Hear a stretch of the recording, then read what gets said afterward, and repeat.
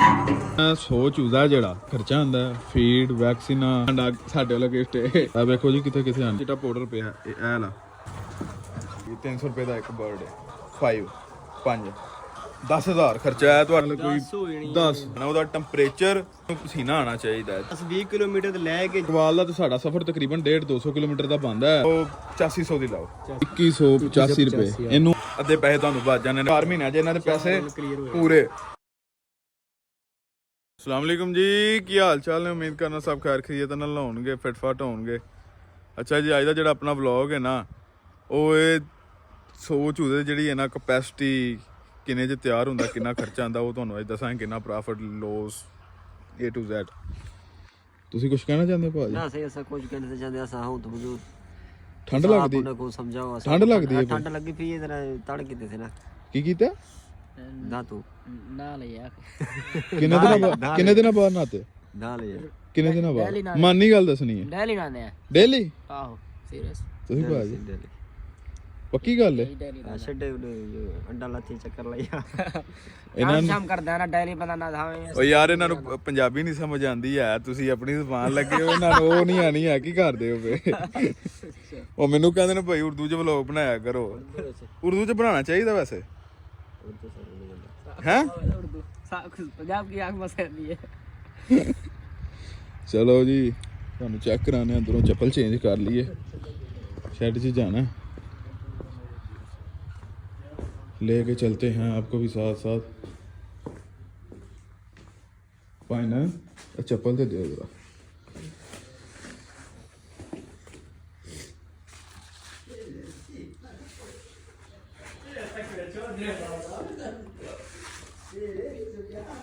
ਕੀ ਕਰ ਰਹੇ ਹੋ? ਇਹ ਦਵਾਈ ਖਾ ਰਹੇ ਬਿਮਾਰ ਹੋ ਗਏ ਆ ਯਾਰ। ਬਿਮਾਰ ਕਿੱਥੇ ਹੋ ਗਿਆ ਇਹ ਭਾਈ ਜਿਹਨਾਂ ਨਾਲ ਘਰ ਗਿਆ ਸੀ ਛੁੱਟੀ ਤੇ ਗੋਰਾ ਚਿੱਟਾ ਹੋ ਗਿਆ ਕਰੀਮ ਸ਼ਰੀਮ ਲਾਉਂਦਾ ਰਿਹਾ ਮੈਨੂੰ ਲੱਗਦਾ ਕਰੀਮ ਨਹੀਂ ਲੈਂਦਾ ਨਾ ਮਾਮਾ ਖੂਨ ਛੂਨ ਖਤਮ ਹੋ ਗਿਆ ਉੱਡ ਗਿਆ ਅੱਛਾ ਆਏ ਤੇ ਦਵਾਈਆਂ ਖਾ ਰਹੇ ਚਿੱਟਾ ਪਤਾ ਕਿਉਂ ਹੁੰਦਾ ਉਹ ਭਾਜੀ ਯਾਰ ਮਾਸ਼ਾਅੱਲਾ ਸਾਡਾ ਸਟਾਕ ਪਿਆ ਹੈ ਉਹ ਚਲਤੇ हैं अंदर ਚੱਪਲ ਜਿਹੜਾ ਅਸੀਂ ਪਾ ਲਈਏ। ਲੋ ਜੀ ਨਾਲ ਅਸੀਂ ਲੈ ਲਿਆ ਰਾਸ਼ਦ ਨੂੰ ਤੇ ਅਸੀਂ ਹੁਣ ਜਾ ਰਹੇ ਹਾਂ ਅੰਦਰ ਸ਼ੈਡ 'ਚ ਤੇ ਆਓ ਸਾਡੇ ਨਾਲ ਚੱਲੀਏ ਚਲੋ ਭਾਜੀ।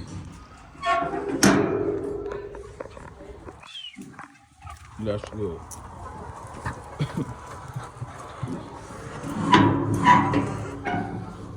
ਚਲੋ ਠੀਕ ਹੈ ਅੰਦਰ ਵੀ ਠੀਕ ਹੈ। ਅੱਛਾ ਜੀ ਉਹ ਸਾਈਡ ਤੇ ਚੱਲਣਾ ਭਾਜੀ ਚਲੋ।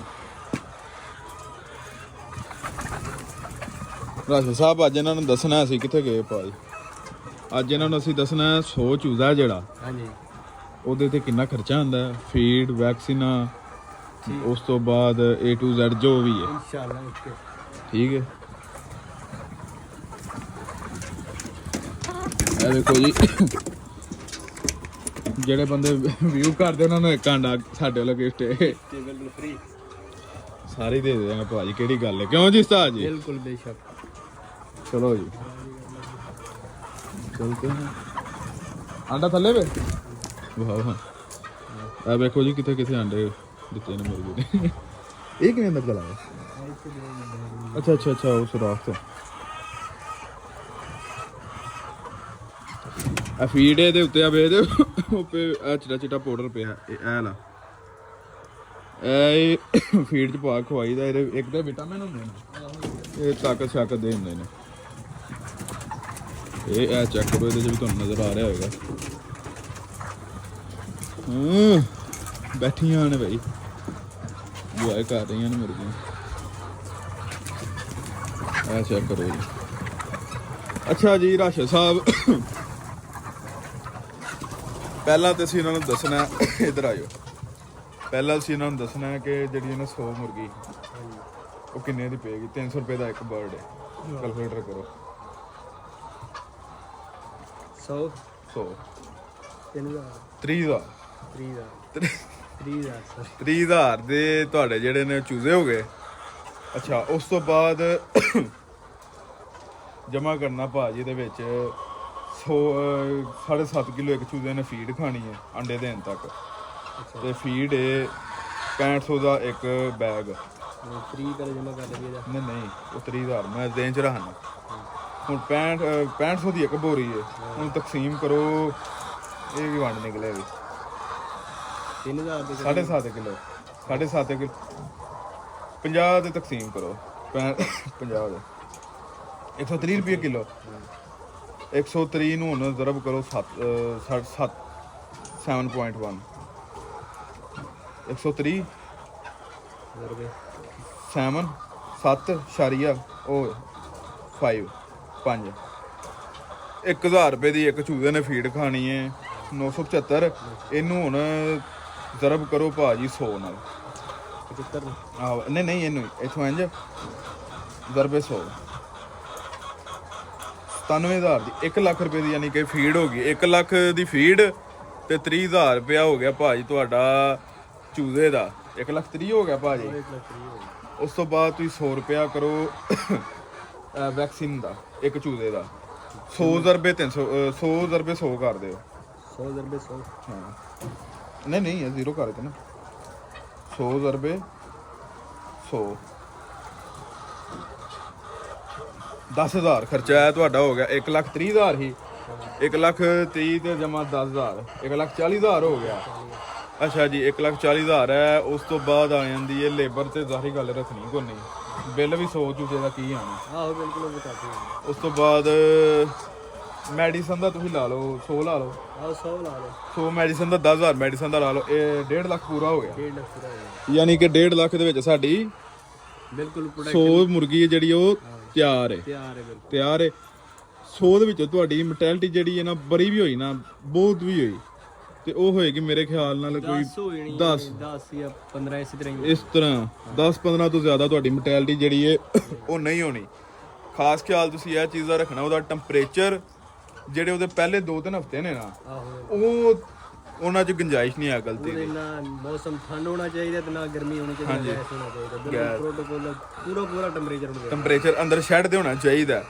ਜੇ ਮਤਲਬ ਬਾਹਰ ਸਰਦੀ ਹੈ ਤੇ ਤੁਹਾਨੂੰ ਅੰਦਰ ਖੜਿਆਂ ਨੂੰ ਪਸੀਨਾ ਆਉਣਾ ਚਾਹੀਦਾ ਹੈ ਤੇ ਜੇ ਬਾਹਰ ਗਰਮੀ ਹੈ ਤੇ ਤੁਹਾਨੂੰ ਅੰਦਰ ਨਾਰਮਲ ਤੁਹਾਨੂੰ ਫੀਲ ਹੋਵੇਗਾ ਯਾਰ ਮੌਸਮ ਠੀਕ ਹੈ ਟੈਂਪਰੇਚਰ ਯਾਨੀ ਕਿ 33-34 ਇੰਨਾ ਕੁ ਹੋਣਾ ਚਾਹੀਦਾ ਹੈ। ਜੋਤੀ ਹੋਣਾ ਚਾਹੀਦਾ ਪਹਿਲੇ 2 ਹਫ਼ਤਿਆਂ ਤੱਕ ਇੰਨਾ ਟੈਂਪਰੇਚਰ ਤੁਸੀਂ ਰੱਖਣਾ ਲਾਜ਼ਮੀ ਰੱਖਣਾ ਹਰ ਸੂਰਤ ਰੱਖਣਾ ਤਾਂ ਤੁਸੀਂ ਬਚੋਗੇ ਤੇ ਇਹ ਵੇਖਦੇ ਪਏ ਮਾਸ਼ਾਅੱਲਾ ਸਾਡਾ ਮਾਲ ਹੁਣ ਮੈਂ ਇੱਕ ਵਲੌਗ ਦੇਖ ਰਿਹਾ ਹਾਂ ਭਾਜੀ ਇੱਕ ਬੰਦੇ ਦਾ ਉਹ ਕਹਿੰਦਾ ਨੁਕਸਾਨ ਹੀ ਬੜਾ ਹੈ ਇਹਦੇ ਜਾਂਦੇ ਨੇ ਕਿੰਨਾ 10-15 ਕਿਲੋਮੀਟਰ 20 ਕਿਲੋਮੀਟਰ ਲੈ ਕੇ ਜਾਓ ਨਾ ਚੂਚਾ ਜੱਬ ਜਾਂਦਾ ਨਹੀਂ ਕੱਖ ਨਹੀਂ ਹੁੰਦਾ ਉਹ ਵਰਜ਼ਰੀ ਗੱਲ 10-20 ਕਿਲੋਮੀਟਰ ਤੇ ਲੈ ਕੇ ਜਾਓ ਜਦੋਂ ਫਿਰ ਤੁਹਾਨੂੰ ਪਤਾ ਲੈ ਰੇ ਨਾ ਤੁਸੀਂ ਘੱਟ ਪਾ ਲਵੋ ਫੜ ਕੇ ਤੇ ਜਿੱਥੇ ਮਰਜ਼ੀ ਲੈ ਕੇ ਜਾਓ ਇਹਨੂੰ ਘੱਟ ਪਾ ਲਓ ਤੁਸੀਂ ਦੱਬ ਕੇ ਬੋਟੀ ਗੱਦੀ ਭਰ ਲਓ ਵਰਜ਼ਰੀ ਗੱਲ ਫਿਰ ਸਾਡਾ ਚੂਜ਼ਾ ਮਾਸ਼ਾਅੱਲਾ ਆਇਆ ਚਕਵਾਲ ਹੈਚਰੀ ਉੱਥੋਂ ਆਇਆ ਸਾਡਾ ਚਕਵਾਲ ਦਾ ਤੇ ਸਾਡਾ ਸਫ਼ਰ ਤਕਰੀਬਨ 150-200 ਕਿਲੋਮੀਟਰ ਦਾ ਬਣਦਾ ਹੈ ਚੋਰੀ ਸਾਹਿਬ ਬਿਲਕੁਲ ਤੇ ਸਾਡਾ ਤੇ ਮਾਸ਼ਾਅੱਲਾ ਠੀਕ ਰਿਹਾ ਹੁਣ ਤੁਹਾਡਾ ਪਤਾ ਸਾਡੀ ਮੈਂਟੈਲਿਟੀ ਵੀ ਨਹੀਂ ਮਾਸ਼ਾਅੱਲਾ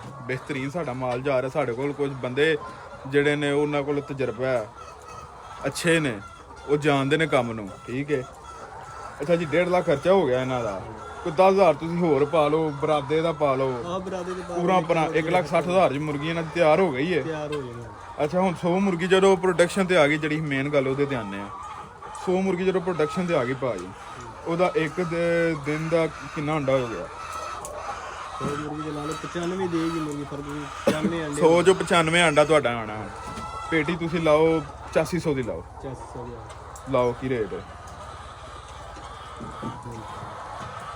ਕਿੰਨਾ ਅੰਡਾ ਬਣਦਾ 900 ਬੰਦੇ ਇੱਕ ਮਿੰਟ 8500 ਨੂੰ ਪਹਿਲਾਂ ਤਕਸੀਮ ਕਰ ਲਓ ਨਾ 360 ਤੇ ਤੁਹਾਨੂੰ ਪਤਾ 8500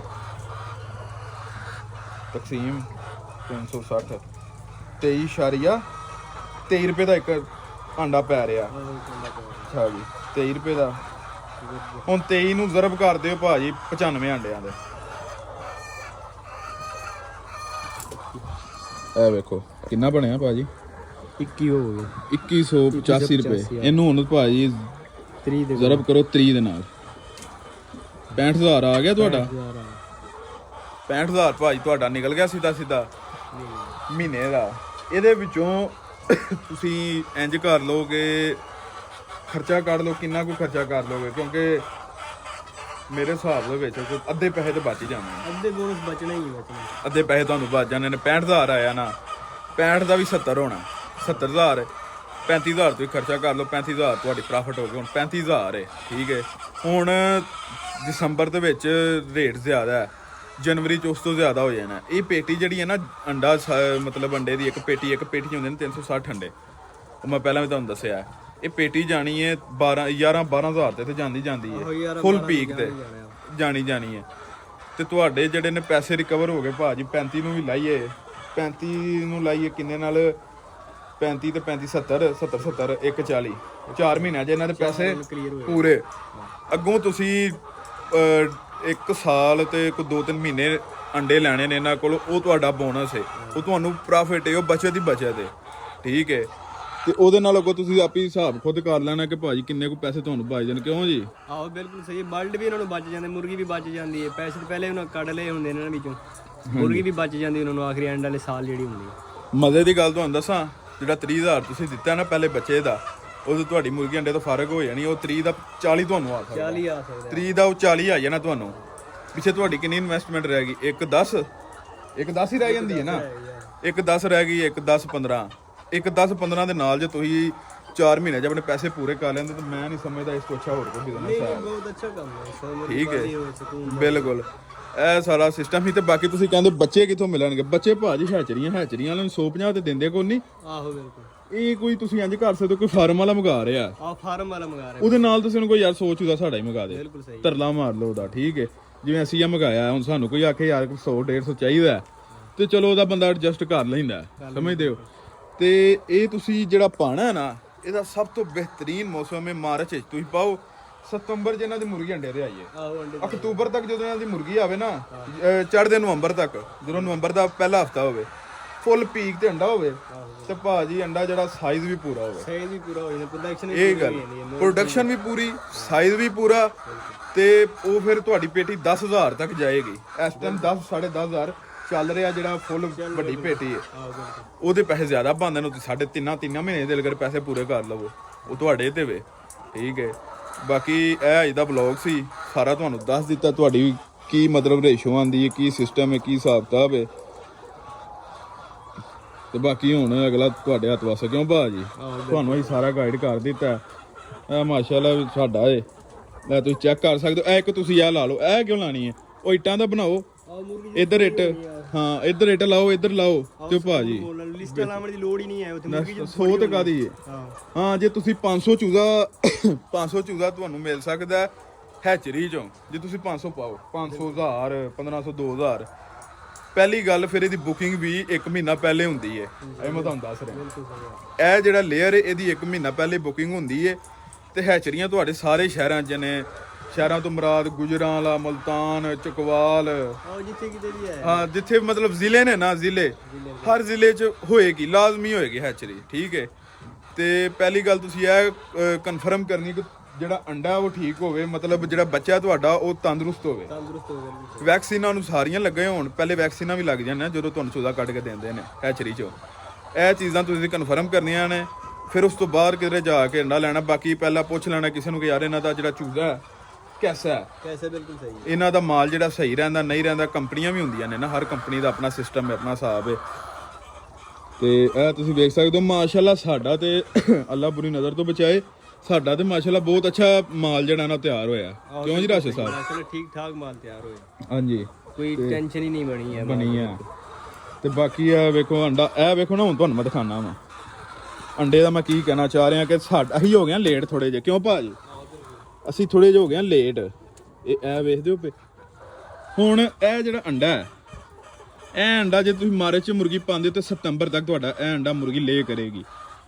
ਜਦੋਂ ਇਹ ਅੰਡਾ ਲੇ ਕਰੇਗੀ ਨਾ, ਤੇ ਉਹਦਾ ਜਿਹੜਾ ਸਾਈਜ਼ ਹੈ ਨਾ, ਉਹ ਇਹ ਹੋ ਜਾਣਾ ਜਾ ਕੇ ਅਕਤੂਬਰ ਦੇ ਮਿਡ ਵਿੱਚ, ਅਕਤੂਬਰ ਦੇ ਦਰਮਿਆਨ ਵਿੱਚ ਉਹਦਾ ਇਹ ਸਾਈਜ਼ ਹੋ ਜਾਣਾ ਜਦੋਂ ਤੁਸੀਂ ਮਾਰਚ ਦੇ ਵਿੱਚ ਬੱਚਾ ਪਾਇਆ, ਠੀਕ ਹੈ। ਇਹ ਵੇਖਦੇ ਹੋ ਪੇ ਕਿੰਨਾ ਫਰਕ ਹੈ, ਇਹ ਤੁਸੀਂ ਇਹ ਖੁਦ ਦੇਖ ਲਓ। ਹੁਣ ਇਹ ਜਿਹੜੇ ਮੁਰਗੀਆਂ ਇਹ ਵੇਖੋ ਨਾ, ਸਾਡੇ ਵੈਸੇ ਜ਼ਿਆਦਾਤਰ ਜਿਹੜੇ ਅੰਡੇ ਨੇ ਨਾ, ਉਹ ਸਾਡਾ ਸਾਈਜ਼ ਪੂਰਾ ਹੋ ਚੁੱਕਿਆ, ਸਾਡਾ ਸਾਈਜ਼ ਪੂਰਾ ਹੋ ਚੁੱਕਿਆ। ਹੁਣ ਬਸ ਇਹ ਵੇ ਕਿ ਕੋਈ ਕੱਲ ਸੋਚ ਕੋਈ 20% ਜਿਹੜੀ ਮੁਰਗੀਆਂ ਨੇ ਉਹ ਛੋਟਾ ਅੰਡਾ ਹੈ, ਬਾਕੀ ਸਾਡਾ ਮਾਸ਼ਾਅੱਲਾ ਸਾਈਜ਼ ਪੂਰਾ ਹੋ ਚੁੱਕਿਆ। ਸਾਡਾ ਸਾਈਜ਼ ਹੈ ਨਾ ਉਹ ਜਿਹੜਾ ਜਿੰਨਾ ਮਤਲਬ ਮਾਰਕੀਟ ਦੀ ਰਿਕੁਆਇਰਮੈਂਟ ਹੈ ਉਹਦੇ ਹਿਸਾਬ ਨਾਲ ਪੂਰਾ ਹੋ ਚੁੱਕਿਆ, ਠੀਕ ਹੈ। ਇਹ ਗੱਲ ਹੈ। ਤੇ ਬਾਕੀ ਇਨਸ਼ਾਅੱਲਾ ਤੁਹਾਨੂੰ ਮੇਰੇ ਖਿਆਲ ਨਾਲ ਕੋਈ ਸ਼ਹਿਰ ਹੈ ਤਾਂ ਨਹੀਂ ਗਈ ਭਾਜੀ? ਨਹੀਂ ਕੋਈ ਨਹੀਂ ਰਹਿ ਗਿਆ ਸਰ। ਕੋਈ ਵੀ ਨਹੀਂ ਰਹਿ ਗਈ ਯਾਰ। ਬਾਕੀ ਇਨਸ਼ਾਅੱਲਾ ਜੇ ਤੁਹਾਨੂੰ ਹੋਰ ਕੋਈ ਸਾਡੀ ਕਿਧਰੇ ਲੋੜ ਪਵੇ ਤੁਸੀਂ ਹਾਜ਼ਰ ਨਾ ਸਰ। ਤੇ ਬਾਕੀ ਇੰਸਟਾਗ੍ਰਾਮ ਦੀ ਆਈਡੀ ਦੀ ਥੱਲੇ ਮੈਂਸ਼ਨ ਕਰ ਦੇਣਾ, ਉੱਥੇ ਯਾਰ ਤੁਸੀਂ ਮੈਸੇਜ ਕਰ ਦਿਆ ਕਰੋ। WhatsApp ਤੇ ਕਈ ਮੇਰਾ ਪਤਾ ਨਹੀਂ ਚੱਲਦਾ ਹੁਣ ਨੰਬਰ ਨਹੀਂ ਮਤਲਬ ਹਰ ਇੱਕ ਨੂੰ ਦੇ ਸਕਦਾ ਮੈਂ, ਜੇ ਇਕੱਲੇ ਨੂੰ ਸਮਝਾ ਵੀ ਨਹੀਂ ਸਕਦਾ। ਤੁਸੀਂ ਉਹ ਇੰਸਟਾਗ੍ਰਾਮ ਤੇ ਰਾਬਤਾ ਕਰ ਲਿਆ ਕਰੋ ਜਿੱਥੋਂ ਕੋਈ ਸ਼ਹਿਰ ਆਈਏ। ਬਾਕੀ ਮੇਰੇ ਖਿਆਲ 'ਚ ਤਾਂ ਕੋਈ ਸ਼ਹਿਰ ਰਹਿੰਦਾ ਹੀ ਕੋਈ ਨਹੀਂ, ਸਾਰੇ ਹੀ ਦੱਸ ਦਿੰਦੇ ਆ। ਤੇ ਬਾਕੀ ਜੀ ਇਨਸ਼ਾਅੱਲਾ ਹੁੰਦੀ ਏ ਨੈਕਸਟ ਵਲੌਗ ਵਿੱਚ ਮੁਲਾਕਾਤ। ਉਦੋਂ ਤੱਕ ਇਜਾਜ਼ਤ ਦਿਓ ਮੈਨੂੰ ਤੇ ਰਾਸ਼ਦ ਨੂੰ। ਅੱਲਾ ਹਾਫਿਜ਼।